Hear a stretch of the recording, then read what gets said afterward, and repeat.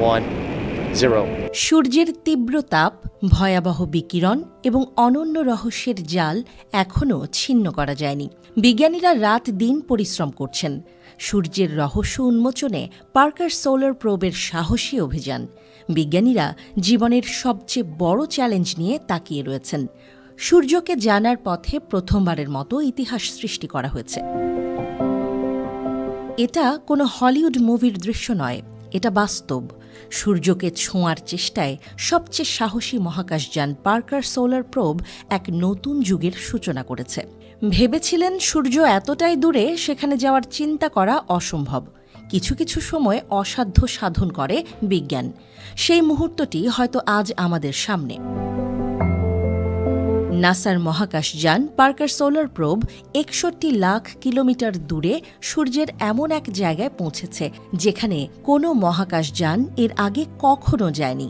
মহাকাশযানটি সূর্যের সমস্ত তথ্য বের করতে পারবে কি? মহাকাশযানটি এক এক করে সেই প্রশ্নগুলোর উত্তর নিয়ে আসছে। এই অভিযান শুরু হওয়ার পর কয়েকদিন ধরে বিজ্ঞানীরা একটি সন্দেহে ডুবেছিলেন। পার্কার সোলার প্রোব কি ফিরে আসবে? সেই শঙ্কায় বিজ্ঞানীদের ঘুম উড়েছিল। অবশেষে এক রুদ্ধশ্বাস মুহূর্তের পর মহাকাশযানটি একটি সংকেত পাঠাল। পৃথিবীতে দাঁড়িয়ে থাকা বিজ্ঞানীরা হাঁফ ছেড়ে বাঁচলেন। তারা জানালেন পার্কার সোলার প্রোব নিরাপদ এবং সূর্য থেকে মাত্র ৩৮ লাখ মাইল দূরে অবস্থান করছে। কয়েকদিন যোগাযোগ না থাকলেও ২৪ ডিসেম্বর ভোররাত ৫টায় পৃথিবীতে একটি সংকেত পাঠায় মহাকাশযানটি।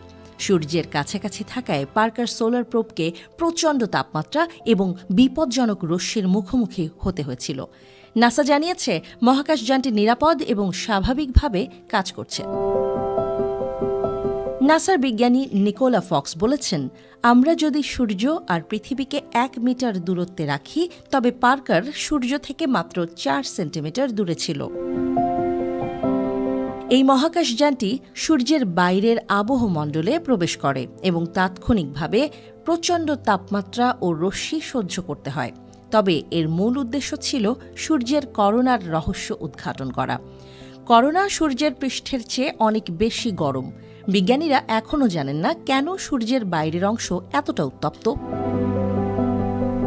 পার্কার সোলার প্রোব ২০১৮ সালে সূর্যের উদ্দেশ্যে যাত্রা শুরু করে এবং এখন পর্যন্ত ২১ বার সূর্যকে প্রদক্ষিণ করেছে। ক্রিসমাস ইভের এই সফর ছিল সবচেয়ে কাছাকাছি যাওয়ার রেকর্ড। পার্কারকে সূর্য থেকে মাত্র ৩৮ লাখ মাইল দূরত্বে নিয়ে যাওয়ার সময় তাপমাত্রা ছিল ৯৮০